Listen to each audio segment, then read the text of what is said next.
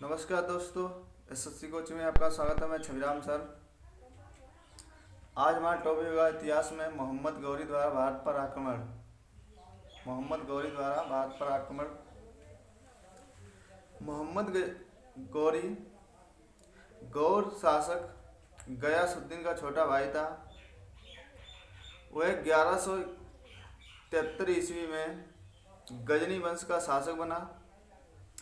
इसने भारत पर लगातार आक्रमण किया, इसलिए दिल्ली सल्तनत की स्थापना का मार्ग इसने प्रस्तुत किया। दिल्ली सल्तनत की स्थापना का मार्ग प्रस्तुत मोहम्मद गौरी ने प्रस्तुत किया। 1175 ईस्वी में गोमल दर्रा से होते हुए इसने भारत में प्रवेश किया। अब प्रवेश करते ही इसने कच्छ तथा मुल्तान को जीत लिया। देखें, हम लिखते हैं, देखिए।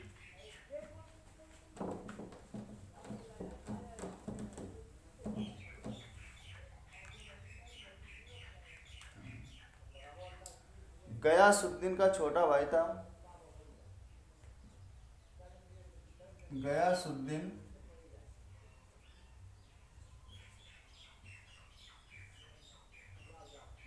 का छोटा भाई था। गयासुद्दीन का छोटा भाई था। यह 1173 ईस्वी में गजनी वंश का शासक बना। 1173 ईस्वी में गजनी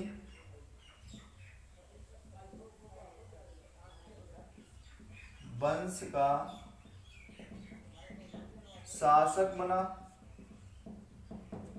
1173 ईस्वी में गजनी वंश का शासक बना। दिल्ली सल्तनत की स्थापना का मार्ग प्रस्तुत किया। दिल्ली सल्तनत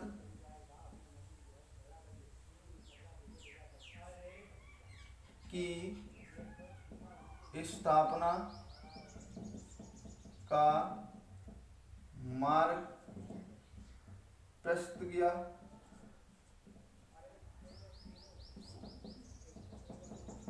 दिल्ली सल्तनत की स्थापना का मार्ग प्रस्तुत किया। 11 भारत में गोमल दर्रा से प्रवेश हुआ और प्रवेश हेतु इसने कच्छ तथा मुल्तान को जीता। इसने कच्छ तथा मुल्तान को जीता 1175 में। 1175 ईस्वी में 1175 ईस्वी में कच्छ तथा मुल्तान को जीता। 1178 में इसने गुजरात के शासक मूलराज द्वितीय, जिसे हम कहते हैं भीमदेव द्वितीय, से आक्रमण किया और आबू पर्वत के समीप हार गया। आबू पर्वत के नजदीक हार गया। देखें, 1178 में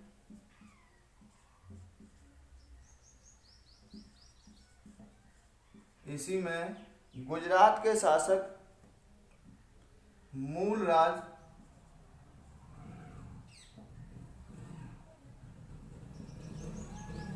द्वितीय, जिसे कहते हैं भीमदेव द्वितीय,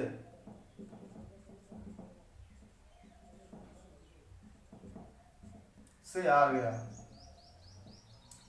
से आबू पर्वत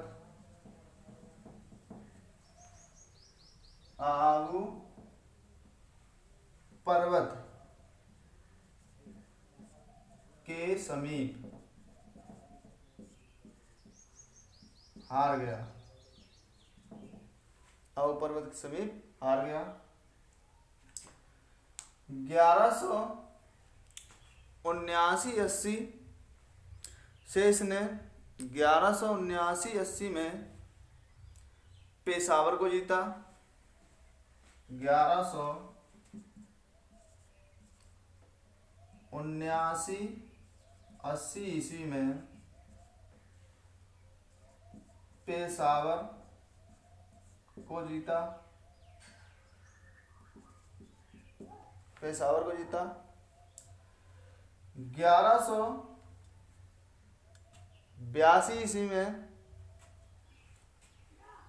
1182 ईस्वी में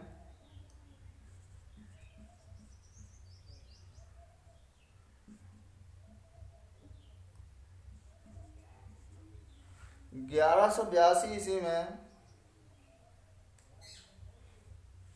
सिंध के निचले भाग पर आक्रमण किया और सुमरा वंश को शासक को जीता। सुमरा वंश के शासक को जीता। सुमरा वंश के शासक को अपने अधीन में किया। 1182 ईस्वी में सिंध के निचले भाग पर आक्रमण किया और सुमरा वंश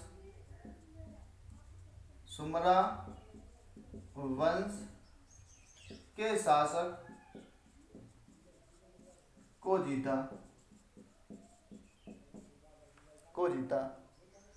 1186 ईस्वी में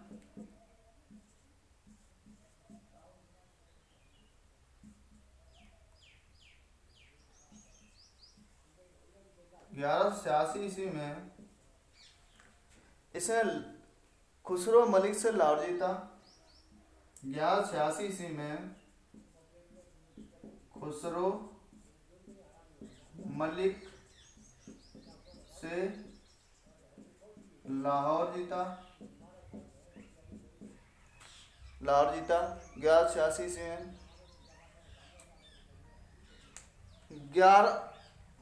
1190 ईस्वी में इसने संपूर्ण पंजाब पर कब्जा कर लिया था। 1190 ईस्वी में इसने संपूर्ण पंजाब पर कब्जा किया। इसके बाद 1191 ईस्वी में पृथ्वीराज चौहान तथा मोहम्मद गौरी के बीच तराइन का प्रथम युद्ध हुआ, जिसमें मोहम्मद गौरी हार गया। इसके बाद 1192 ईस्वी में पृथ्वीराज चौहान तथा मोहम्मद गौरी के बीच तराइन का द्वितीय युद्ध हुआ, इसमें पृथ्वीराज चौहान हार गए। देखें एक बार और समझें इसे। गयासुद्दीन का छोटा भाई था मोहम्मद गौरी।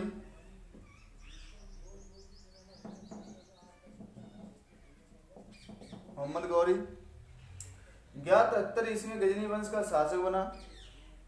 दिल्ली सल्तनत की स्थापना का मार्ग प्रस्तुत मोहम्मद गौरी ने किया। 1175 ईस्वी में कच्छ तथा मुल्तान को जीता। 1178 ईस्वी में मूल राज द्वितीय तथा भीमदेव द्वितीय से आबू पर्वत के समीप हार गया। 1179 ईस्वी में पेशावर को जीता। 1182 ईस्वी में सुमरा वंश के शासक को इसने जीता। 1186 ईस्वी में खुसरो मलिक से लाहौर जीत लिया। अब देखें 1191 ईस्वी में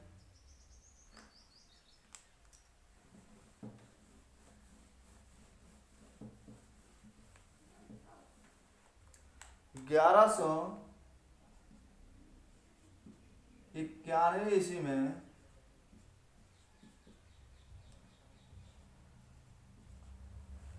तराइन का युद्ध हुआ।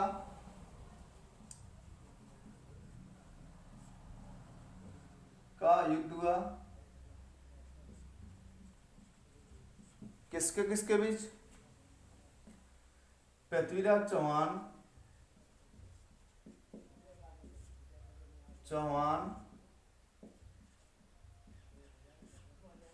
प्लस मोहम्मद गौरी के बीच। गौरी इसमें हार गया। गौरी हार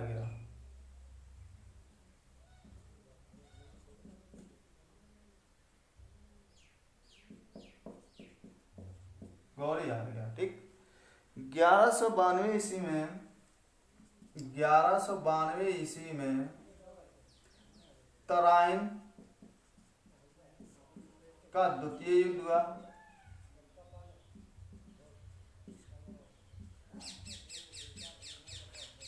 पृथ्वीराज चौहान तथा मोहम्मद गौरी के बीच। पृथ्वीराज चौहान तथा मोहम्मद गौरी के बीच।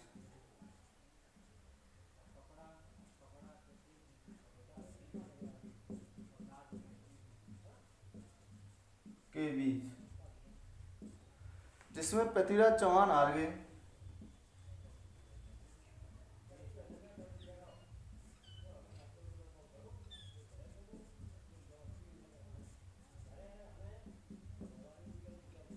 पृथ्वीराज चौहान हार गए और मोहम्मद गौरी का विजय हुई।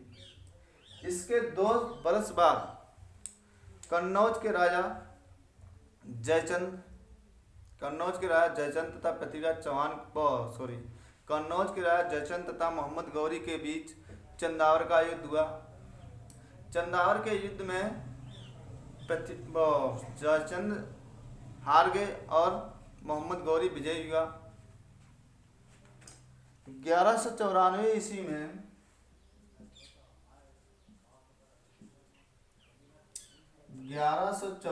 ईस्वी में चंदावर के युद्ध में चंदावर का युद्ध कन्नौज के राजा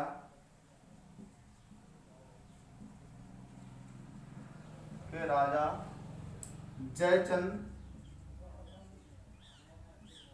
तथा मोहम्मद गौरी के बीच, जिसमें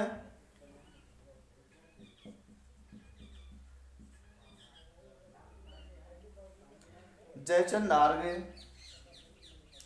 चंदावर के युद्ध में जयचंद की हार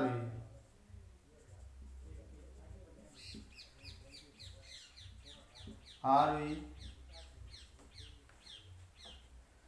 इसके बाद इसने 1195-96 ईस्वी में 1195-96 ईस्वी में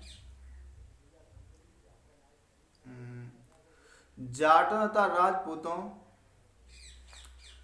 से इसने विजय प्राप्त की।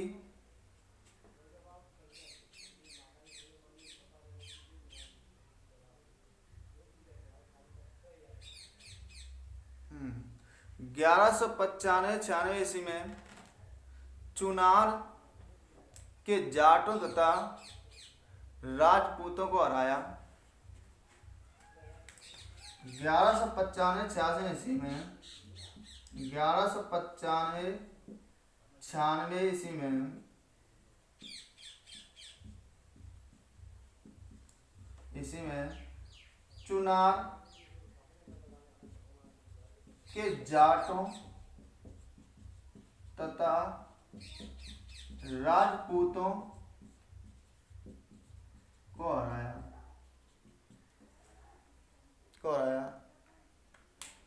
इसके बाद इसने 1195 में खोखरों को हराया। 1195 में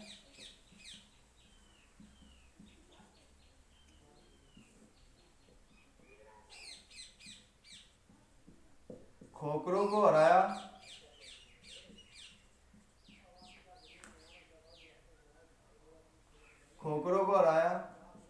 1195 में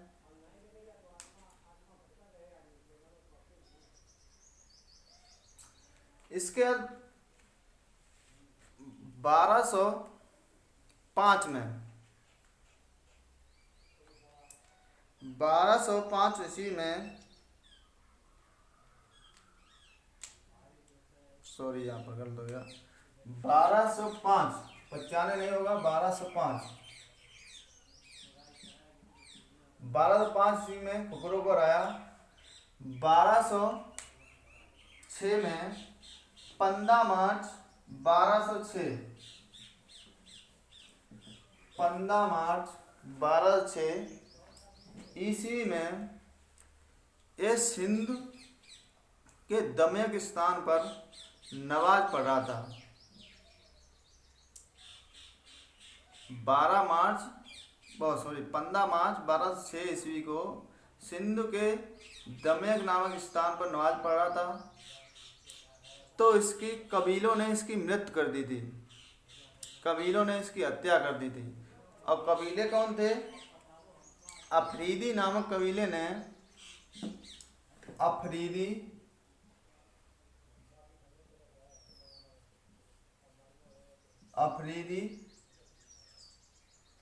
नामक कबीलों ने 15 मार्च 1206 ईस्वी को दमयक नामक स्थान पर नमाज पढ़ते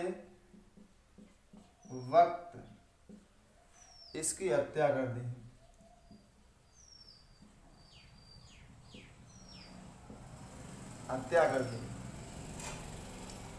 इस प्रकार मोहम्मद गौरी का अंत हुआ। मोहम्मद गौरी के कोई पुत्र नहीं था। मोहम्मद गौरी ने अपने सिक्कों पर शिव के बैल तथा पृथ्वीराज चौहान और दूसरी तरफ घोड़े पर सवार मोहम्मद बिन शाम अंकित करवाया था। इसने कुछ सिक्कों पर लक्ष्मी की आकृति अंकित करवाई थी। तो इसके सिक्कों पर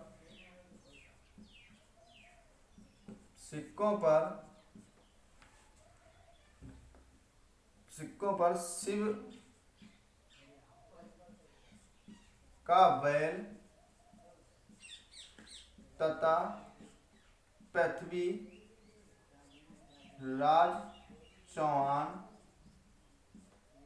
दूसरी तरफ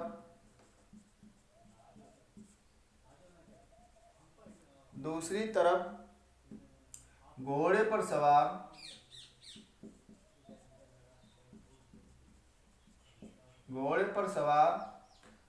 मोहम्मद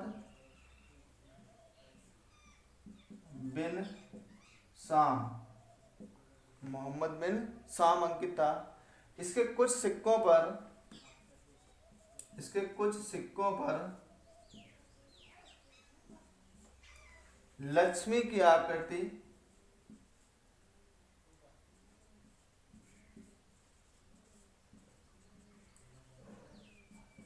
अंकित थी। इसके बाद मोहम्मद गौरी का एक गुलाम था कुतुबुद्दीन ऐबक। ये कहानी हम कुतुबुद्दीन ऐबक इल्तुतमिश की अगले वीडियो में आपको बताऊंगा। वीडियो आपको पसंद आए तो लाइक और शेयर करना ना भूलें। थैंक्स, धन्यवाद।